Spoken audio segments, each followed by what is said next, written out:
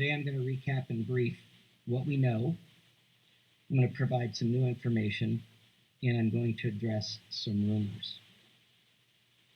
On the evening of November 12th and into the early morning hours of November 13th, Kaylee and Madison arrived home at approximately 1:45 a.m.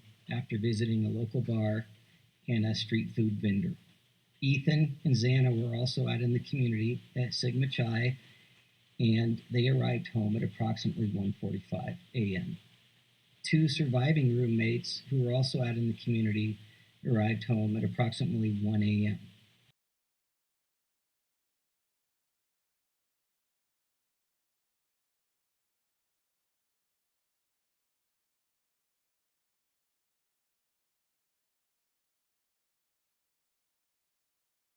Actual timeline for Ethan and Xana? Is it a secret? Another very good question. I don't know that it's necessarily a secret, but there is a gap, at least that we know of. Police might know more that they're not telling us, but they were at a fraternity party very, very close to here, about a 5-minute walk away from here. And we know that they were spotted at that party the night before the murders, but we don't know that they stayed there. They didn't get back here to the house until around 2 a.m. And there's still these questions about where they were in the interim. Last time I interviewed police, they said that that's one of the things that they're really hoping the public will come forward if they have any information. And Ethan, who were boyfriend and girlfriend, attended a party together hours before they were to be murdered on November 13th at Ethan's fraternity Sigma Chi. They were seen at this Sigma Chi house around 8 or 9 o'clock at night, but police believe they got home about 1:45 a.m., so that's a large chunk of time. Now, the murders are thought to have taken place between 3 or 4 a.m. What's really strange here is not a single person who attended this big frat party reported seeing the couple after 9 p.m. They didn't pop up in any social media videos or photos or any surveillance videos. It's also important to note that this house doesn't have any security cameras outside. So far, authorities have gotten more than 5,000 tips about this case, and over 1,000 photos and images have been sent to the FBI. But there's nothing in them so far to indicate where these two were for almost 5 hours.